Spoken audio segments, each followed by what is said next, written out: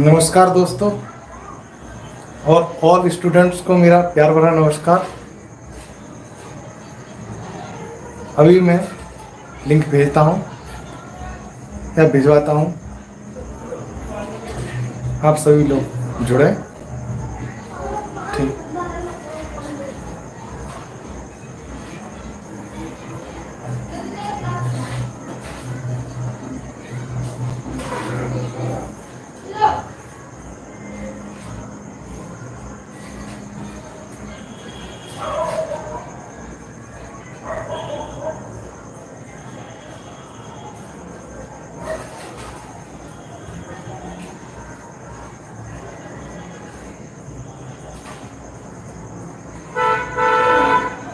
अंकित जी, जल्दी से जल्दी लिंकों को भेजिए।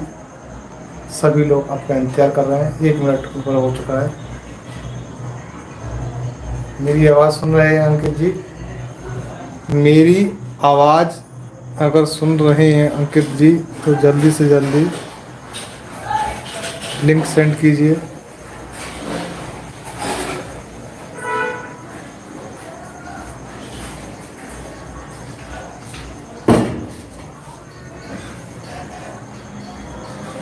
किसी भी प्रकार का कार्य हो या टेक्निकल कार्य हो या रोज़मर्रा की ज़िंदगी के कार्य हो, इस विषय पर ही हम आज बात करेंगे, प्लम्बिंग स्किल की।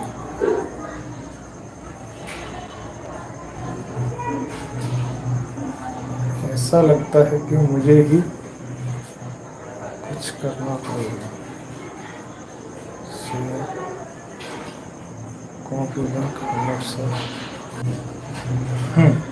लिंक मैंने सेंड कर दिया है। आप लोग सभी उस पर टच करके जल्दी से इसमें एंट्री करें और अपनी प्रेजेंट करें।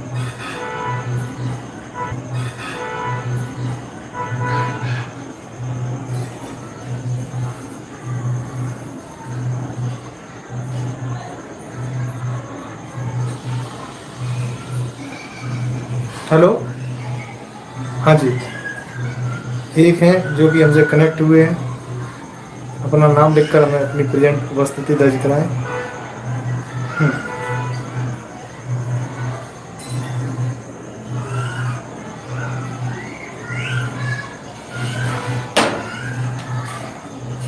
तीन, अपना नाम लिखकर भेजें प्लीज़, चैट में ही, यूट्यूब पर ही चैट कीजिए और इसी पर कमेंट्स होती है ना, कमेंट्स में अपना नाम लिखकर भेजिए।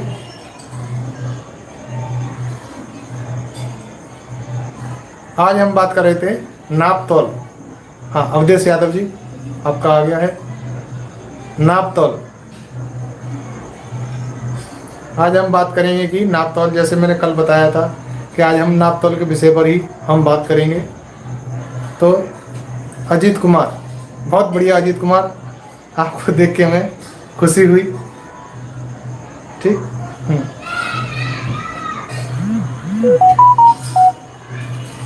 Okay, no problem. Sumit ji आप हॉस्पिटल में, नो प्रॉब्लम, कोई दिक्कत नहीं है।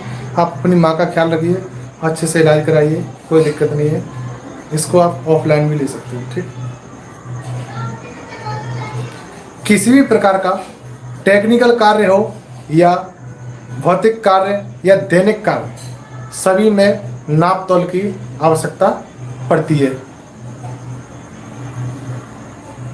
इस आवश्यकता की पूर्ति करने के लिए अनेक अनेक उपाय होते हैं। जैसे किसी चीज़ की लंबाई को नापना, मेजरमेंट काम करेगा। किसी चीज़ की क्वांटिटी को नापना, लीटर या वाट, जिसे किलो बोलते हैं, केजी, वो काम करेंगे। और समय को नापना है तो घड़ी काम करेगी। ठीक है, ये नापने के यंत्र होते हैं। हर एक चीज़ को, समय को नापना है तो घड़ी से नापा जा सकता है। किसी चीज़ की लंबाई को नापना है तो मेजरमेंट यानी इंची टेप से नापा जा सकता है। किसी का वजन नापना है या ml ग्राम में नापना है, ग्राम में लीटर, और ml या ग्राम बात एक ही होती है, ग्राम में लीटर। और तौलने वाला जो सिस्टम होता है ना, उसमें भी ग्राम ही होते हैं और लीटर में भी ग्राम ही होते हैं। पर वो नापने की दूसरी पद्धति होती है, उसको ml में भी नापा जाता है लीटर वाले को, और वजन वाले को किलो में नापा जाता है। ठीक, तो इन सारे शब्दों को कि किसी भी कार्य को करने के लिए नापने की आवश्यकता बहुत जरूरी होती है।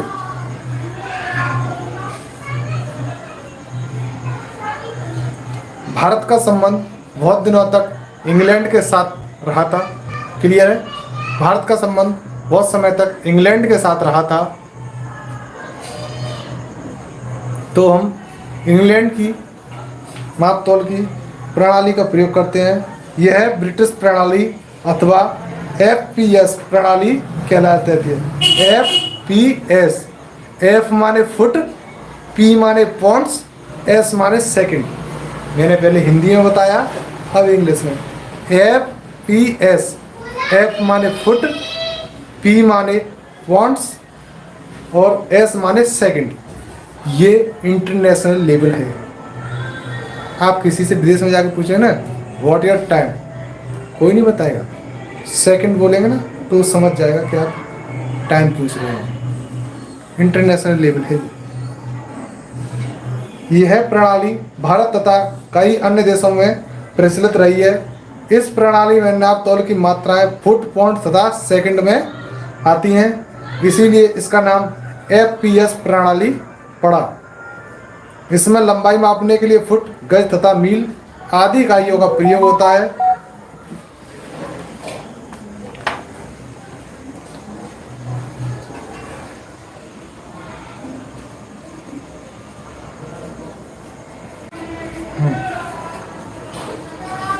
अब लंबाई की माप। नंबर 1, लंबाई की माप।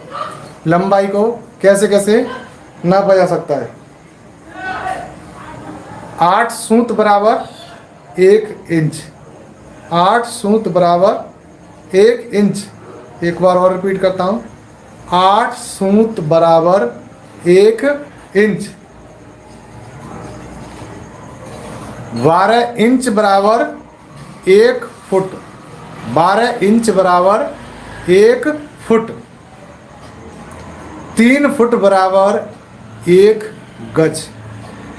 3 बाई 3, 3 इंटू 3,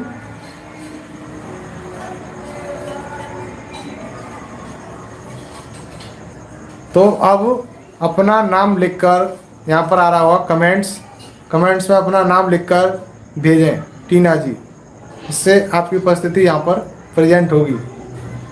ठीक, 3 मल्टीप्लाई 3 इज इक्वल टू 9। 3 गुणा 3 बराबर 9। ये होता है 1 गज। ठीक है, 1 इंची में कितने mm होते हैं? 1 इंची में 25 mm होते हैं। 1 इंची में 25 mm होते हैं। 1 इंची में 25 mm होते हैं और 1 इंची में 2.5 सेंटीमीटर होते हैं। 2.5 सेंटीमीटर। ठीक है, और 39 इंची बराबर 1 मीटर होता है। ठीक है, 1000 मीटर बराबर 1 किलोमीटर होता है। ये हुए रनिंग वाले, फुट वाले कार्य, इनको इंची टेप से नापा जा सकता है। अब हुआ आपका तौल या माप वाले। तौल या माप वाले में, ठीक है, क्वांटिटी को तौलना या लीटर से मापना।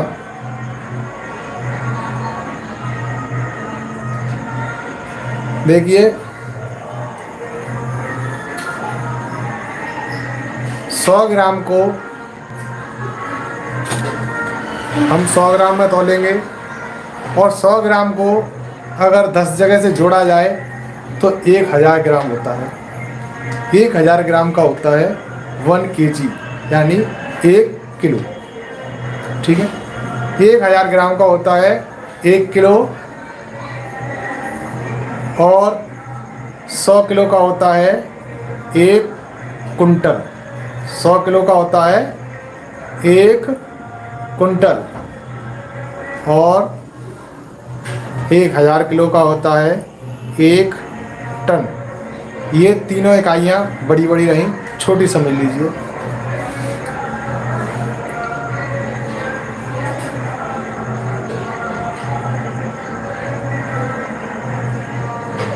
अट्ठाईस पॉइंट का होता है 1 क्वार्टर।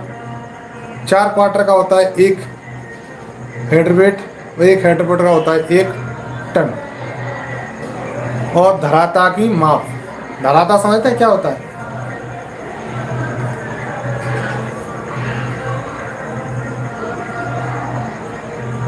धरातल, धराता समझते हैं किसी बर्तन में अगर पानी, दूध, तेल, तरल जो भी पदार्थ भरा जाता है उसे कहते हैं धराता। बात थी किसी बर्तन में पानी की। बर्तन से समझ रहे होंगे कि एक छोटे से बर्तन की बात कर रहा हूँ। वाटर टैंक, उसमें पानी भरा जाता है, उसी प्रक्रिया को कहते हैं धराता की माप। ठीक है, जैसे हम कहते हैं 500 लीटर का टैंक है, उसको पहले नापा है, उसकी क्वालिटी को मेजरमेंट किया है, तभी तो उसको 500 लीटर का टैंक बोलते हैं। 750 लीटर का टैंक, 1000 लीटर का टैंक, तो ये होती हैं धराता की माप। इनमें भी सेम ऐसा ही रहता है। 100 ग्राम 100 ग्राम, 100 ग्राम को 10 जगह जोड़ेंगे तो 1 लीटर। ठीक है, पर 1 लीटर में 1000 ग्राम होते हैं, जब जाके वो 1 लीटर बनता है। ठीक है, लीटर की भी कुछ माप्स होती हैं, ये घन फुट में ज़्यादा चलते हैं। लंबाई गुणा ऊंचाई और गुणा चौड़ाई, लंबाई कह लो या गहराई, एक ही रहता है। ठीक है,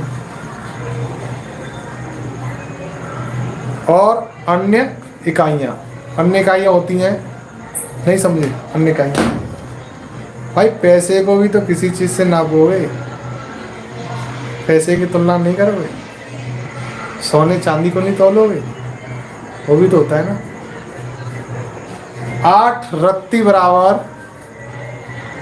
1 मासा, 12 पिंट बराबर 1 तौल, यानी 12 ग्राम को कहते थे 1 तोला।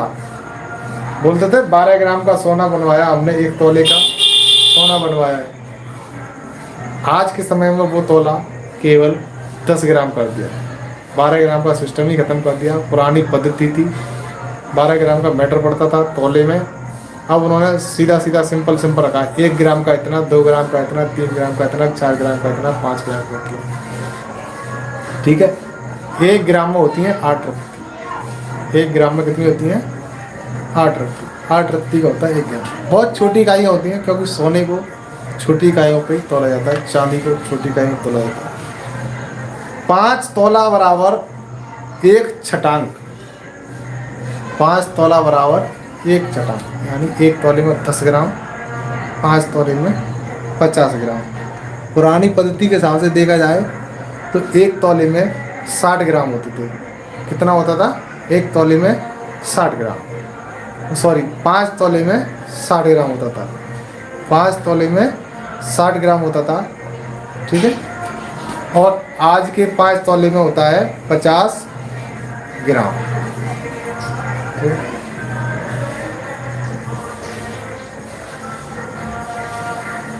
और 16 छटांक बराबर 1 सेर। सेर बोलते थे किलो को, 1 सेर बराबर किलो। 16 छटांक बराबर 1 सेर। ठीक है, और 40 सेर बराबर 1 मन। 40 किलो का 1 मन होता है, 100 किलो का 1 कुंटल होता है, 1000 किलो का टन होता है। अब आती है समय की माप। समय मैंने बताया ना, समय की भी माप होती है। समय की माप होती है 60 सेकंड बराबर 1 मिनट, सबको पता है। 60 मिनट बराबर 1 घंटा, सबको पता है। 24 घंटे बराबर 1 दिन, सबको पता है। 7 दिन बराबर 1 सप्ताह, सबको पता है। 30 दिन बराबर 1 माह, सबको पता है, और 12 माह बराबर 1 साल। सभी लोग पता नहीं कहाँ जा रहे हैं, आते हैं चले जाते हैं, आते हैं चले जाते हैं।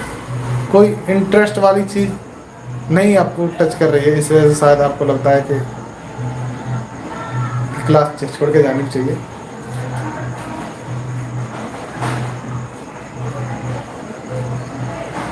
लंबाई की माप, अब विस्तार पूर्वक से लंबाई की माप को समझ लीजिए। 10 मिलीमीटर बराबर 1 सेंटीमीटर। किस किस को पता है कि 10 मिली बराबर 1 सेंटीमीटर होता है? बता सकता है? किस किस को पता है कि 10 मिली बराबर 1 सेंटीमीटर होता है और 10 सेंटीमीटर बराबर 1 डेसीमीटर होता है और 10 डेसीमीटर बराबर 1 मीटर होता है, या 100 सेंटीमीटर, 1 मीटर और 100 सेंटीमीटर होते हैं, ठीक है। और 10 मीटर बराबर 1 डेकामीटर होता है, 10 डेकामीटर बराबर 1 हेक्टोमीटर यानी 1000 मीटर। डेकोमीटर को आज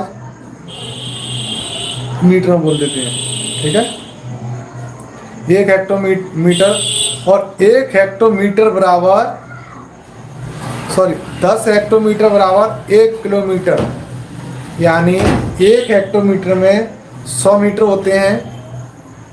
100 गुणा 10 करेंगे तो 1000 हेक्टोमीटर बराबर 1 किलोमीटर। ये कौन से हैं? रनिंग वाले हैं ये।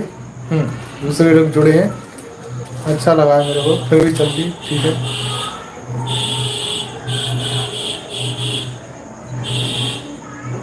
एक मिनट, नीचे कर जाओ, माफ कर जाओ।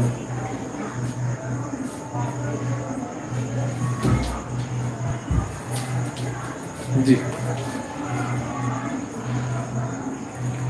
अब तौल वाली माप। 10 मिलीग्राम बराबर 1 सेंटीमीटर। किस किस को पता है कि 10 मिलीग्राम में 1 सेंटीमीटर होता है, 1 सेंटीग्राम होता है? किस किस को पता है कि 10 मिलीग्राम बराबर 1 सेंटीग्राम होता है और 10 सेंटीग्राम बराबर 1 डेसीमीटर होता है?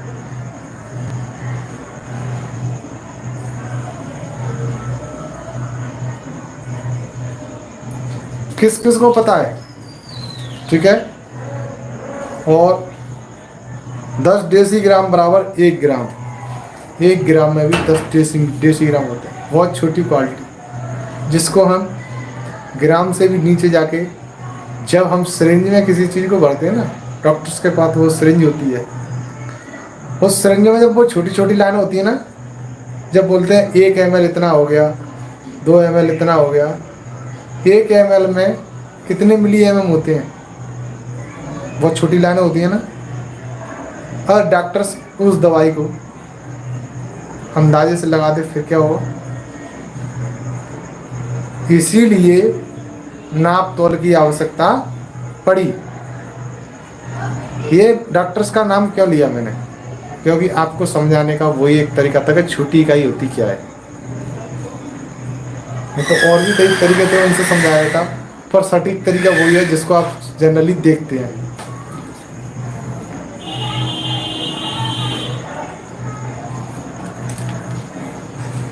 इसके बाद आती हैं तापमान की इकाइयाँ। भाई ठंडा भी होता है और गर्म भी होता है।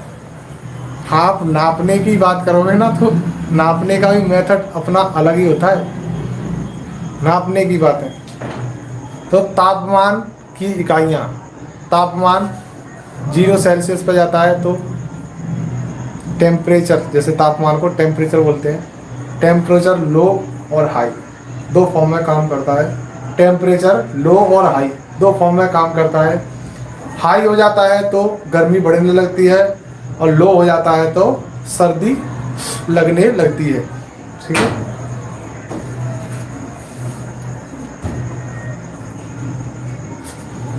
किसी वस्तु की गर्माहट से पता लगती है। जब हम उसे छूते हैं तब पता लगती है ये गर्म है या ठंडी है। किसी ताप का स्तर मापने से हमारी ज्ञानेंद्रियां सर्वदा असमर्थ रहती हैं। किसी भी चीज को अगर छूने से हमें उसका एक्यूरेट ताप पता चल जाता है?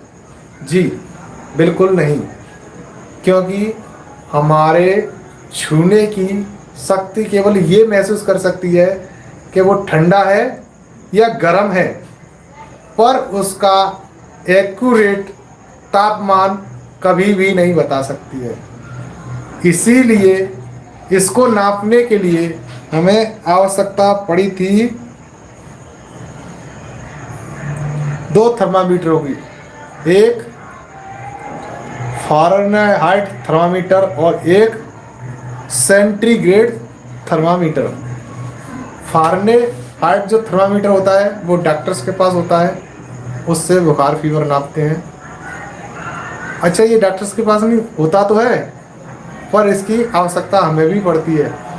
जब गीजर का पानी देखते हैं ना कितना गर्म हो रहा है, तो वो फ़ारेनहाइट थर्मामीटर ही बताता है। और सेंटीग्रेड थर्मामीटर की आवश्यकता जब पड़ती है जब हम किसी भी प्लांट को, जैसे सपोज दैट कोल्ड स्टोर या फ्रिज, ये कितनी ठंडक पैदा कर रहे हैं, इसकी आवश्यकता एक प्लम्बर को ही पड़ती है। तो कोल्ड स्टोर में कितनी ठंडक दे रहा है, क्योंकि प्लांट तो हम ही तैयार करेंगे ना भाई। पानी की सप्लाई कौन देगा? पानी की अब सप्लाई हम देंगे, तो आवश्यकता हमें तो पड़ेगी कि प्लांट में कितने टेम्परेचर में हमें प्लांट रखना है, कितनी ठंडक रखनी है या कितना गर्म रखना है। गीजर है तो कितना गर्म रखना है, और कोल्ड स्टोर है तो कितना ठंडा रखना है। इसके लिए फ़ारेनहाइट और सेंटीग्रेड 2 थर्मामीटरों की आवश्यकता पड़ी थी। इनसे हम तापमान को उचित स्थिति में नाप सकते हैं, एक्यूरेट नाप सकते हैं, पूर्णतः सही और सटीक गुणा या हिसाब लगा सकते हैं। ठीक है।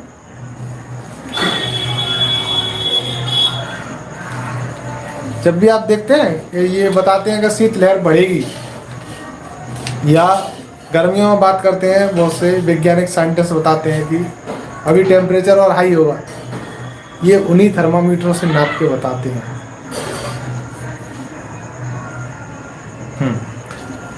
और 0 सेल्सियस तथा पानी का क्वथनांक 100 सेल्सियस होता है। इन डिग्रियों को सुविधाजनक बराबर भागों में बांटा जाता है। इस प्रकार फ़ारेनहाइट थर्मामीटर में वायुमंडलीय दाब पर बर्फ का गलनांक 32 सेल्सियस फ़ारेनहाइट होता है,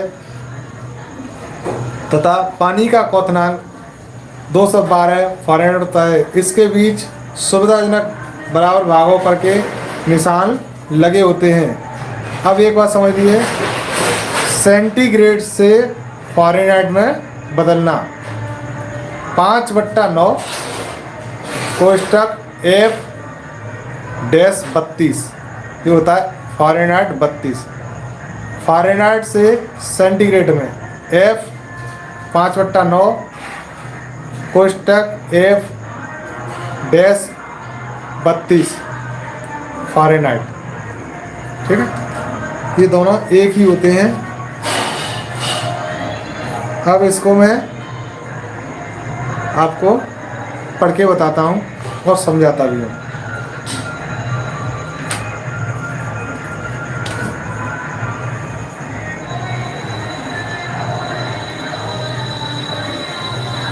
ये तो जो जिसकी डिग्री थी, टेम्परेचर था, सेल्सियस था, वो मैंने आपको बताया। ठीक है, अभी ये केवल पहला पार्ट क्लियर हुआ है, जिसमें था हमारा जिसमें था हमारी सुरक्षा, औजारों की सुरक्षा, कार्य की सुरक्षा और सामान की सुरक्षा। और इसमें नापतोल वाला भी चैप्टर आपका क्लियर हो गया। अब चलेगा हाथ के सामान्य औजार और सहायक कार्य। हाथ के वो औजार जिसमें इलेक्ट्रिसिटी की आवश्यकता नहीं पड़ी, इलेक्ट्रिसिटी औजारों को बोलते हैं। Power tools. पावर से ही चलते हैं ना इलेक्ट्रिकल टूल। इनको एक ऐसी पावर होती है जो कितनी भी समय तक काम करती रहे, वो थकती नहीं है, इसी वजह से इनको बोलते हैं पावर टूल्स। ठीक है, बात करते हैं हाथ के सामान्य औजार। सामान्य औजारों का परिचय है। प्लम्बर व्यवसाय की अन्य जानकारी से पूर्व इसमें प्रयोग होने वाले संबंधित औजारों का पूर्ण ज्ञान होना आवश्यक है। प्लम्बर व्यवसाय में नए निर्माण के अतिरिक्त मरम्मत के कार्य किए जाते हैं। इसके लिए 4 प्रकार के औजार प्रयोग किए जाते हैं। 4 प्रकार के औजार कौन कौन से हैं? नापने वाले औजार, निशान लगाने वाले औजार, काटने वाले औजार और खोलने व बांधने व पकड़ने वाले औजार। नापने वाले औजार। प्लम्बिंग में विभिन्न कार्यों के लिए नाप लेने की आवश्यकता होती है। इसके लिए कई कार्यों की उपयोगिता के अनुसार निम्नलिखित औजारों का प्रयोग किया जाता है। देखिए, प्लम्बिंग कार्य में नाप के ही कार्य किया जाता है। प्लम्बिंग या वो किसी भी क्षेत्र का काम हो, नापने की आवश्यकता तो पड़ती है। नापने के लिए हमें चाहिए औजार। पहला होता है steel foot rule. Steel foot rule यानी स्टील का इतना बड़ा एक फुटा आता है, वो 6 इंची से 6 इंची आता है, 12 इंची आता है, 18 इंची आता है, 24 इंची, 2 फुट तक के फीते आते हैं 6 इंची से लेके। ठीक है, इन्हें बोलते हैं स्टील फुट रूल। रूल गाँव में या बहुत से जगहों पर रूल पेंसिल को भी बोलते थे, जिससे लिखते थे, उससे कलम बोलते हैं। नापने वाली चीज़ को रूल ही बोलते हैं किताबों की भाषा में। आप अपनी लोकल भाषा में कुछ भी बोलिए।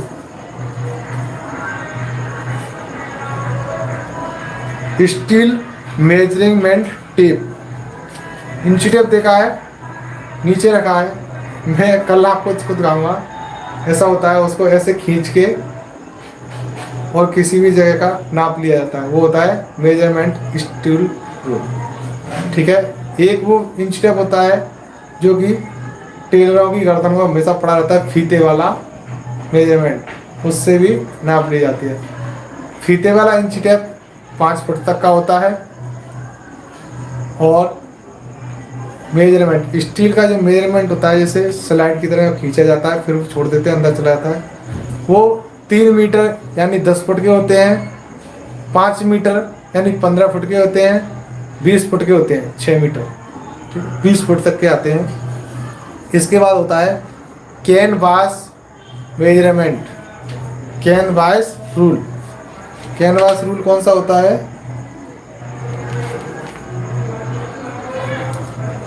कैनवास मेजरमेंट रूल ये होता है, देखिए ये स्टील है, परंतु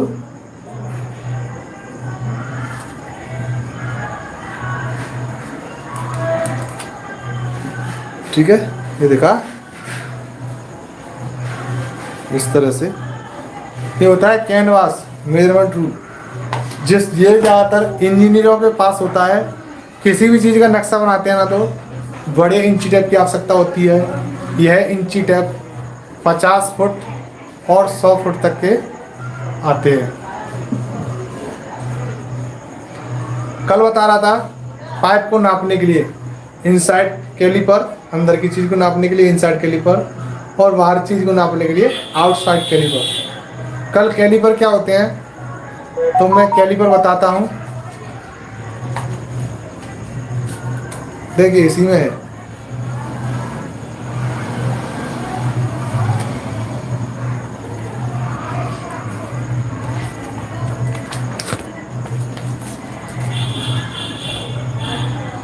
ये है आउटसाइड कैलिपर, ये बाहर की चीज़ों को नापता है। ये है इनसाइड कैलिपर, अंदर की चीज़ों को नापता है।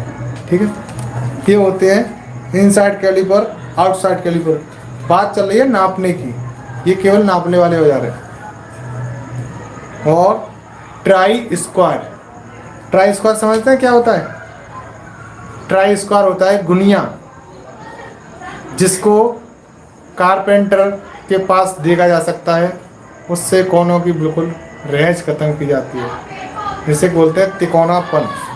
तिकोनापन खत्म किया जाता है, वो होते हैं ट्राई स्क्वायर।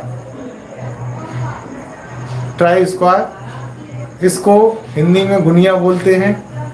ये कारपेंटर के पास प्लस जो फ्लोर माने जमीन की टाइल्स पत्थर लगाते हैं, उनके पास भी होता है। और कृपया लिंक सभी को सेंड करें। अमित जी मेरी आवाज़ सुन रहे हैं तो कृपया लिंक सभी को सेंड करें।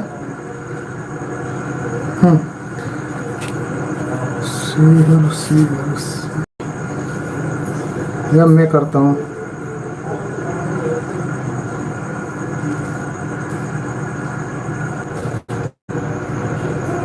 हेलो प्लीज़, अब सभी स्टूडेंट्स पे कनेक्ट होंगे। मैं देखता हूँ, मैं उसके बाद ही एक आध स्टूडेंट कनेक्ट होता है तभी मैं पढ़ाऊँगा आज का चैप्टर, हाथ के सामान्य औजार और सहायक कार्य।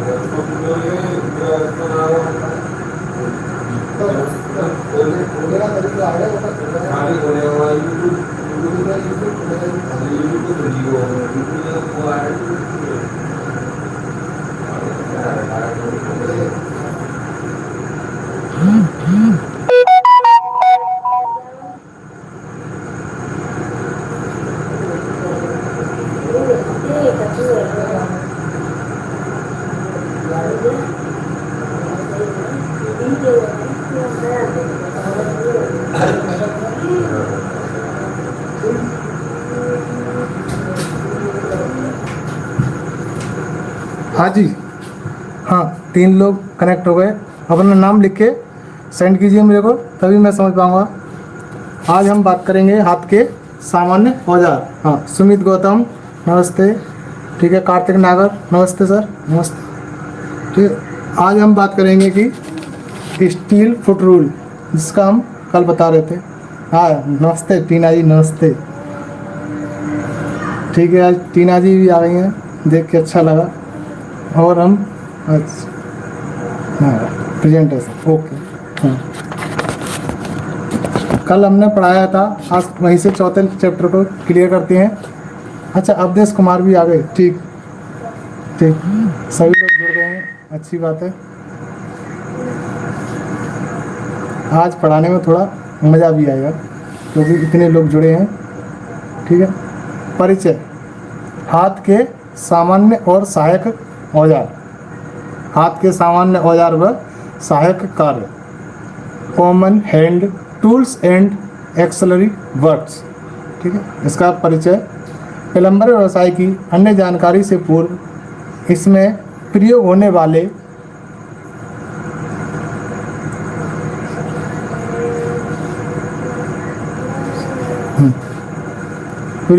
वाले संबंधित औजार आदि का पूर्ण ज्ञान होना आवश्यक है। प्लम्बर व्यवसाय में निर्माण के अतिरिक्त मरम्मत के भी कार्य किए जाते हैं। इनको, ठीक है, अब ठीक है, आपने प्रेजेंट दीजिए, अब मुझे थोड़ा पढ़ाने दीजिए भी। ये हेलो हाई की चैटिंग बाद में कर लेना, ठीक है। तो नए निर्माण कार्य के अतिरिक्त हमें मरम्मत के भी कार्य करने की आवश्यकता होती है। इसके लिए 4 प्रकार के औजार प्रयोग किए जाते हैं: नापने वाले औजार, निशान लगाने वाले औजार, काटने वाले औजार, खोलने और बांधने वाले औजार। स्टील फुट रूल, यह प्राय स्टील अथवा स्टेनलेस स्टील के बने होते हैं। इसे इंजीनियरिंग लाइन में प्रत्यक्ष रूप से किसी सीधी चीज़ को मापने के लिए किया जाता है। इसके द्वारा ब्रिटिश प्रणाली व मीट्रिक प्रणाली में माप ली जा सकती है। इसके द्वारा ब्रिटिश और मैट्रिक समझते हैं, मैट्रिक इंटर को भी बोल देते हैं, उसके द्वारा इसकी नाप ली जाती है। पर इंटर की नाप नहीं ली जाती है, मैट्रिक प्रणाली होती है। इसको मेट्रिक प्रणाली बोलते हैं। 1 2 3 4 5 6 7 8 9 12 ये होती है मेट्रिक प्रणाली। 1 फुट तक की होती है मेट्रिक प्रणाली, उसके भी नाप लिए जाते हैं। इसके किनारों में ब्रिटिश प्रणाली में माप अंकन रहता है। ब्रिटिश प्रणाली में एक पूर्ण इंच के निशान लगे होते हैं तथा आधी इंच को आधी इंच 1/8 1/16 1/32 ये इंच के निशान है तथा 1/64 तक की बांट कर अंकन किया जाता है। इस प्रकार यह 1/64 तक सही माप ले सकते हैं। ये स्टील वाले होते हैं, ठीक है। ये 1/64 इंची तक नाप ले सकते हैं। इसके बाद आता है स्टील मेजरिंग टेप। किसी अधिक दूरी की माप लेने के लिए इसका प्रयोग किया जाता है। देखिए थोड़ी दूरी ज़्यादा होती है तो ऐसी इंची टेप की से थोड़ी दूरी की माप लेने के लिए किया जाता है। यह 3 मीटर 10 फुट 5 मीटर 15 फुट और 6 मीटर बराबर 20 फुट में आते हैं। यह स्प्रिंग स्टील का बना होता है, इसे खींचते ही है तो ये खिंच जाता है, फिर उसके बाद वापस इंची टेप में अपने उसी में चला जाता है। ये होते हैं स्टील मेजरिंग टेप। इसके बाद होता है canvas tape rule. Canvas tape rule होता है, इसकी लंबाई 50 फीट से 100 फीट तक होती है। ये एक बार में 50 फीट से लेके 100 फीट तक की दूरी को नाप सकता है। ये होते हैं कैनवास टूल। ये ये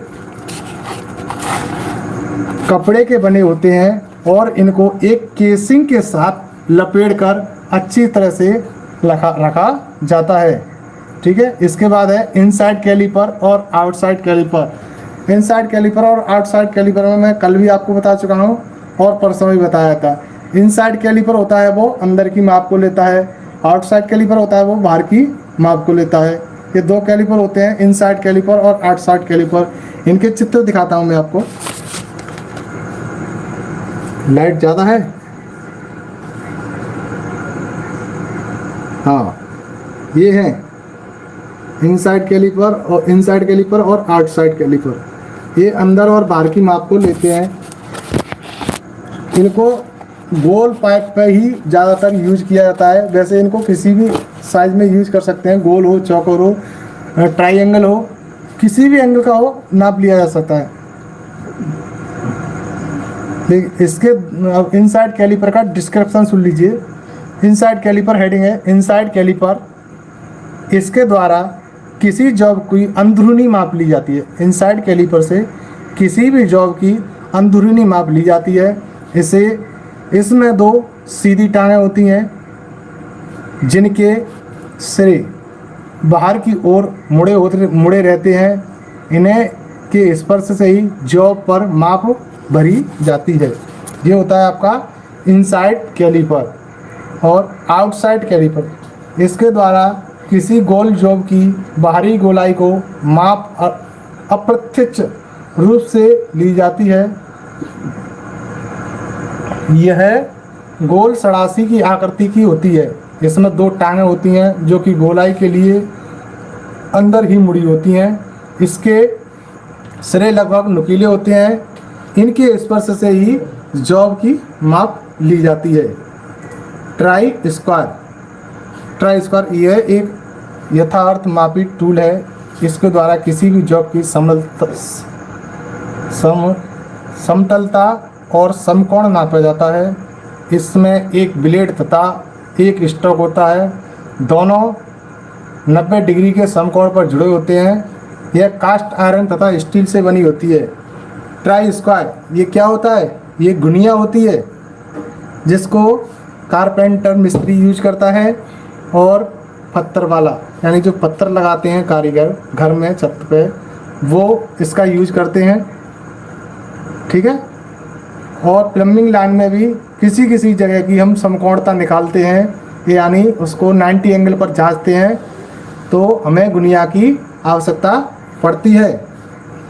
और इसके बाद था अपना चैप्टर, इसके बाद है अपना सेकंड पार्ट जिसे बोलते हैं निशान लगाने वाले औजार। अभी जो हमने देखा ना 4 प्रकार के औजार बताए थे, उसमें एक औजार था निशान लगाने वाला और एक था नापने वाले का बताया आपको। अब है निशान लगाने औजार। प्लम्बिंग कार्य में निशान लगाने के लिए निम्नलिखित औजारों का प्रयोग किया जाता है। जैसे नंबर 1 है सेंटर पंच। यह है हाई कार्बन स्टील का बना नुकीला औजार होता है। इसका पॉइंट 90 डिग्री पर बना होता है। इसको प्रयोग में लाने के लिए किए गए ड्रिल, इसको प्रयोग करने के लिए ना, इसको क्यों निशान लगाते हैं, क्योंकि जब भी हम किसी भी लोहे की चीज़ पर या स्टील की चीज़ पर ड्रिल से छेद करते हैं तो ड्रिल इधर उधर भागती है, वो प्रॉपर छेद नहीं कर पाती है। और दूसरी बात, हमें कहाँ छेद करना है इसका सही निशान लगाने के लिए सेंटर पंच का यूज किया जाता है। इससे जहाँ हमको ड्रिल करनी है वहाँ पर पहले निशान लगाते हैं, फिर ड्रिल मशीन को उसी जगह पर लगाते हैं जिससे कि निशान दूसरी जगह पर नहीं हो। इसे बोलते हैं सेंटर पंच। इससे निशान लगाया जाता है। फिर इसके बाद होता है डॉट पंच। जब किसी जॉब पर मार्किंग को स्थायी बनाने के लिए जब हम किसी भी आज के लिए सॉरी, थोड़ा आवाज़ में शोर शराबा हो रहा है, मैं घर पर नहीं हूँ, आपको दूसरी जगह से लाइव दे रहा हूँ, ठीक है। तो डॉट पंच किसी जॉब पर मार्किंग को स्थायी बनाने के लिए डॉट पंच का प्रयोग होता है। इसके द्वारा जॉब खींची रेखा, अच्छा देखिए, बहुत सी जगहों पर हमें मार्किंग करनी होती है तो डॉट पंच की आवश्यकता होती है।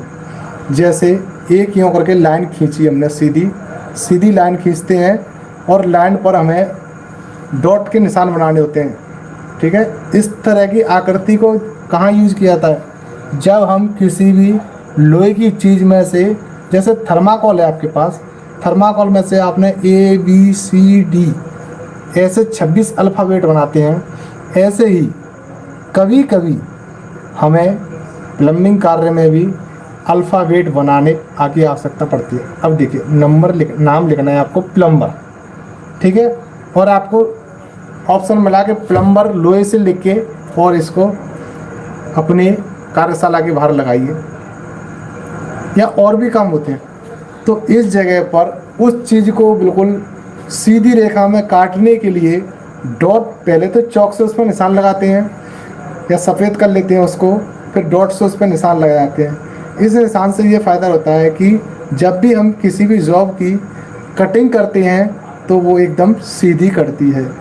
इससे पहले इसको डॉट पंच का यही डिस्क्रिप्शन होता है, ठीक है। अब आता है पिंक पंच। हेडिंग है पिंक पंच, ये लिख लेना, ये क्या सभी लिखना जो मैंने बताया आपको। यह पंच डॉट पंच के समान होता है, परंतु इसका पॉइंट 30 या 60 अंश के कोण पर बना होता है। इसके द्वारा पतली शीट पर मार्किंग की हुई रेखाओं को पक्का किया जाता है। यह बारीक विशुद्धता वाले जॉबों की उपयोग के लिए किया जाता है, ठीक है। डॉट पंच, इसका मुख्य यूज, डॉट पंच को हम रेखाओं पर मार्किंग करने के लिए करते हैं। ये पंच ऐसा होता है जैसे ऐसे रखा, अच्छा इसमें कुछ निकलता नहीं है, जैसे रखते हैं ऊपर से प्रेस करते हैं तो वो डॉट हो जाता है, पंच हो जाता है, पंच हो जाता है। ये इस तरह का पंच होता है डॉट पंच। जैसे आपने देखा होगा, कभी किसी ने तो देखा होगा, बीपी नहीं, शुगर चेक कराने के लिए जाते हैं तो डॉक्टर साहब एक मशीन होती है उसको ऐसे टच करते हैं तो उसमें सुई लगती है खटाक और ब्लड आ जाता है, जिससे कि वो चेक कर लेते हैं कि कितना शुगर है। तो ऐसे ही ये डॉट पंच होता है, इसको जैसे रखते हैं और ऊपर से दबाते हैं तो टच हो जाता है, ठीक है। ये होता है डॉट पंच। ये भी निशान लगाने वाले औजार हैं। इसके बाद आता है स्क्राइबर। किसी भी कार्य में निशान लगाने के लिए तथा उन्हें घेरा करने के लिए स्क्राइबर का प्रयोग किया जाता है। यह टूल स्टील अथवा हाई कार्बन स्टील के बने होते हैं। यह टूल स्टील अथवा हाई कार्बन के बने होते हैं। यह 3 mm से 5 mm मोटे तार के समान होते हैं। यह एक सीधा सिरा तथा दूसरा सिरा 90 अंश के कोण पर मुड़ा होता है तथा दोनों सिरे नुकीले होते हैं। इनकी लंबाई 150 से 300 mm होती है। mm से आप समान निकाल लेना कि ये कितनी इंची पे होते हैं। 150 mm, 1 mm में 1 इंची में 25 mm, तो 150 mm में हुए आपके 6 mm, वो 6 इंची। 150 mm में 6 इंची और 300 mm में 12 इंची, तो ये 6 इंची से 12 इंची की लंबाई तक आते हैं। ठीक है, अब मैं इनका आपको चित्र दिखाता हूँ। स्क्राइबर,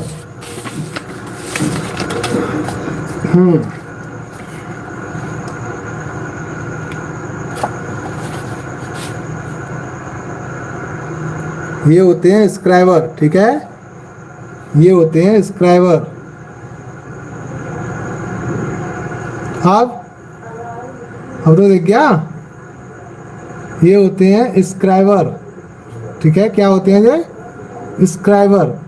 हो सके तो चित्र बना लेना इनका। ठीक है, मैं दिखाता हूं।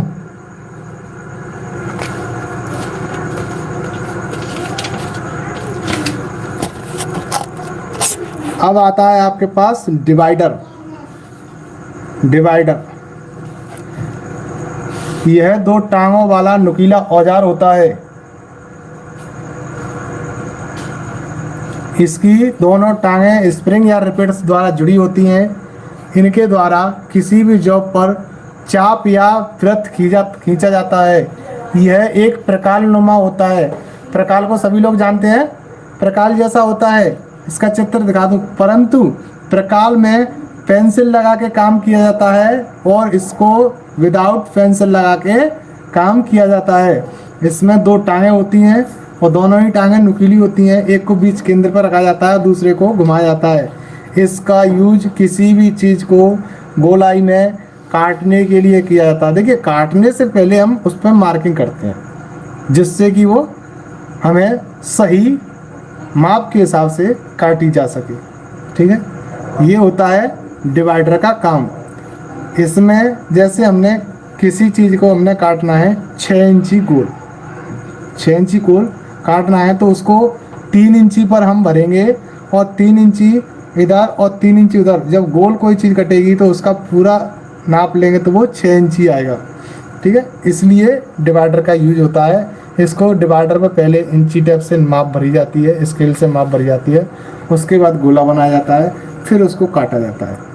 ये सारे मेटल के बने होते हैं और मेटल से इनका काम किया जाता है। जर्नी कैलीपर, जेनी कैलीपर का प्रयोग समांतर रेखाएं खींचने अथवा बेलनाकार वस्तुओं की केंद्र को ज्ञात करने के लिए किया जाता है।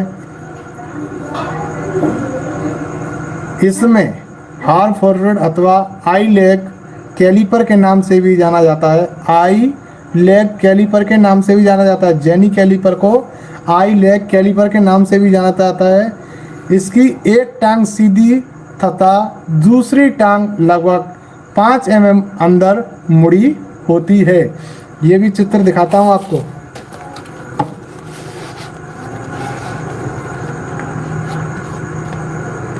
ये है डिवाइडर। ठीक है, ये है डिवाइडर और ये है आपका जेनी कैलीपर, जिसकी एक टांग मुड़ी होती है, दूसरी टांग सीधी होती है। अब आते हैं आपके काटने वाले औजार। ये कौन से औजार थे? निशान लगाने वाले औजार, इनसे निशान लगाए जाते थे। अब है काटने वाले औजार। काटने वाले औजार होते हैं छेनी। छेनी को इंग्लिश में बोलते हैं चीजल। चीजल, छेनी, चीजल। ठीक है, और छेनी कितने प्रकार की होती हैं? निशान लगाने वाले औजार। छेनी कितने प्रकार की होती हैं? छेनी कम से कम 6 प्रकार की होती हैं। थोड़ा पूछ लूँ। छेनी 6 प्रकार की होती हैं। पहली होती है फ्लैट चीजल, यानी सीधी प्लेन छेनी। दूसरी होती है क्रॉस कट चीजल। तीसरी होती है diamond point chisel. Diamond point chisel का अक्सर, या डायमंड वाली छेनी का अक्सर शीशे वाले यूज करते हैं जब वो शीशा को यूँ करके सीधा काटते हैं वो डायमंड से कटता है, वो होती है diamond chisel. Half round chisel, यानी हाफ राउंड का मतलब होता है आधी चौकोर और आधी गोल, वो होती है हाफ राउंड चीजल। और एक होती है गौमुख चीजल, इसका मुंह यूँ करके मुड़ा होता है छेनी का, और ये अंदर ग्रुप करने का कार्य करती है, ये होती है गौमुख चीजल। लास्ट में होती है वेव चीजल। वेव चीजल का डिस्क्रिप्शन मैं आपको फिर बताऊंगा, ठीक है। और ये हो गई छेनी जो काटने का काम करती है। इसके बाद आता है हेक्सा। आरी भी तो काटने का काम करती है, पाइप को काटते हैं तो आरी से तो काटते हैं। हाँ, हेक्सा भी कई प्रकार के होते हैं। देखिए, हेक्सा फ्रेम व ब्लेड, क्रॉस ग्रेड ब्लेड, ठीक है। ये हेक्सा जो होते हैं इनको हिंदी में आरी बोला जाता है। यह लोहे का इन पर फ्रेम होता है जिसमें एक सिरा स्थिर रहता है तथा दूसरा सिरा मूव करने वाला होता है। दूसरे सिरे को ऊपर नीचे खिसकाया जा सकता है। उसमें एक नट लगा रहता है। इस नट को तितली नट या विंग नट कहते हैं, ठीक है। इसमें आरी में जो हैंडल लगा होता है वो लकड़ी या प्लास्टिक का होता है। और इसके बाद इसमें जो ब्लेड लगता है वह हाई कार्बन स्टील के बने होते हैं। एक ब्लेड में 1 इंच में इनमें दांतों की संख्या 7 से 8 रहती है, ठीक है। 1 इंच में इनके दांतों की संख्या 7 से 8 रहती है। यह हाई कार्बन स्टील के बने होते हैं। अच्छा, और इसके बाद क्या है? इसके बाद तीसरे नंबर पर है फाइल। फाइल को समझते हैं? हाँ, बिल्कुल सही लिखा आपने, 7 से 8। फाइल को अंग्रेजी में फाइल बोलते हैं और हिंदी में रेती बोलते हैं। क्या बोलते हैं? रेती। जिसके द्वारा, ये रेती भी कई प्रकार की होती हैं। इसमें रेतियों के बारे में भी मैं आपको बताता हूँ। रेती कितने प्रकार की होती हैं? फ्लैट फाइल यानी फ्लैट रेती, स्क्राइबर फाइल यानी ट्राइंगल फाइल होती है इसको। एक होती है राउंड फाइल यानी गोल रेती, ट्राइंगल फाइल यानी 3 कोने वाली रेती, हाफ राउंड फाइल यानी आधी फ्लैट और आधी गोल। Half round file, flat file, knife edge flat file यानी एक रेती ऐसी भी होती है जो कि चाकू की तरह यूँ करके मुड़ी होती है। ये किसी भी एंगल पे जाके मूव करने वाला काम करती है। ऐसे मूव करके इसको घिसाया पतला जाता है। रेतियाँ भी काटने का काम करती हैं, काटती हैं या घिसती हैं। है वो एक ही चीज़, लोहे को घिसना या लोहे को काटना। रेती हमेशा लोहे को धीरे धीरे काटती है या धीरे धीरे धार रखती है। ये होती हैं फाइलें, ठीक है। फाइलों को 4 आधार पर बांटा गया है। फाइल नंबर 1 लंबाई के आधार पर, नंबर 2 आकार के आधार पर, नंबर 3 ग्रेड के आधार पर और नंबर 4 कट के आधार पर। लंबाई के आधार पर इनकी लंबाई कितनी होती है? इनकी लंबाई 3 इंची से लेके 18 इंची तक होती है, ठीक है। और आकार के आधार पर इनकी चौड़ाई, आकार चौड़ाई को बोलते हैं, चौड़ाई इनकी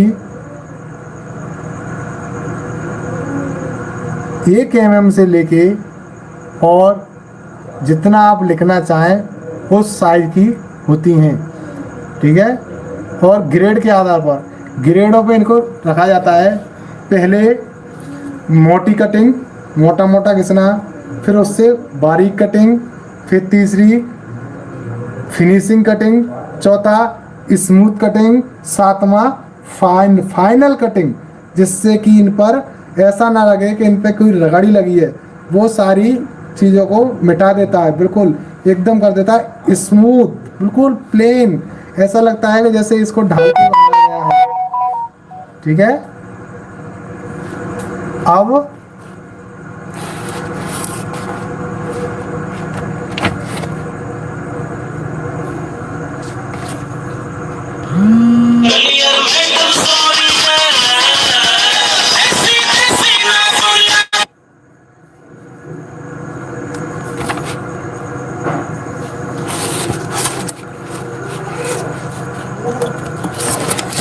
जी बता रहा हूँ, ड्रिल काटने वाले औजार हैं। काटने वाले औजार ड्रिल भी होते हैं।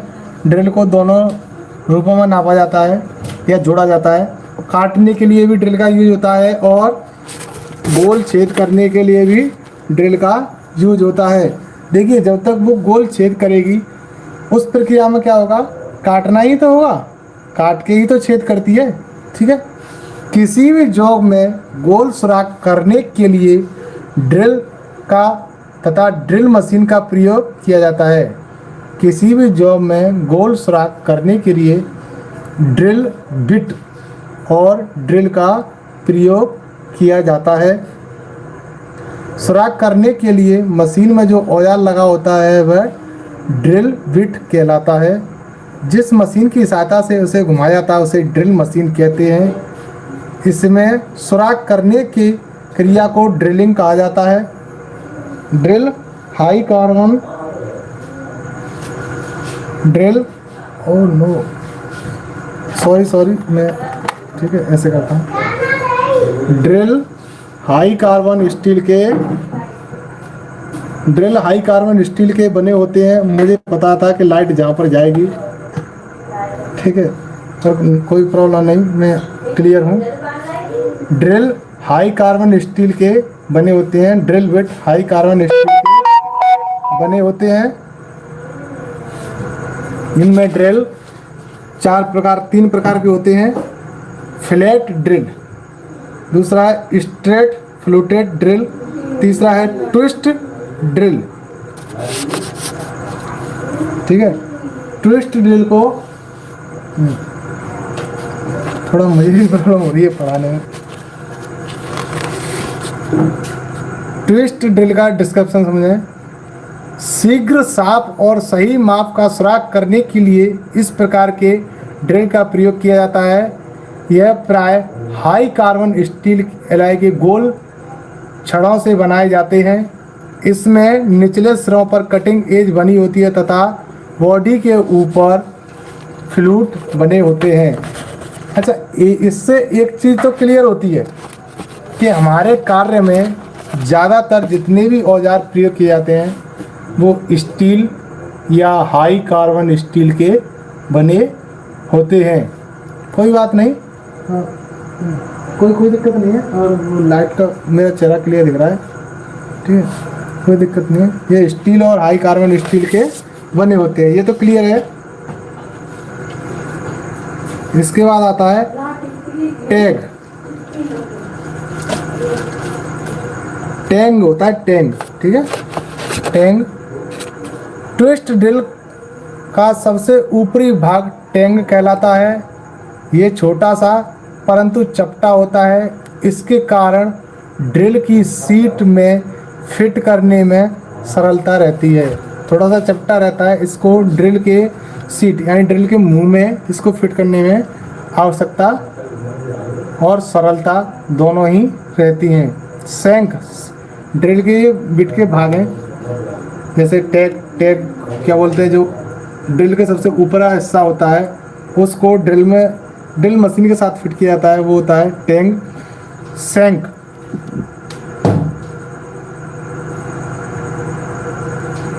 ड्रिल का वह भाग जो किसी सॉकेट या ड्रिल चक आदि को पकड़ जाता है वह शैंक कहलाता है। यह 3 प्रकार के होते हैं, ठीक है, टेपर शैंक, स्ट्रेट शैंक और रेचेट शैंक। इसमें ये समझ लीजिए टेपर शैंक क्या होता है।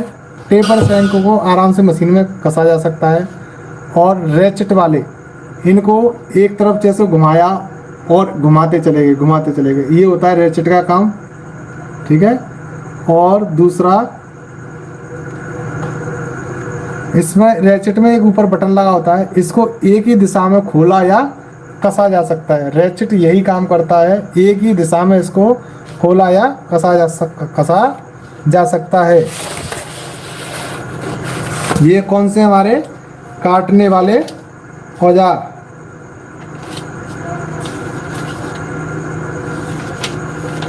चार प्रकार के औजार बताए थे ना आपको, अभी कौन से रह गए हैं, कोई बताएगा मेरे को?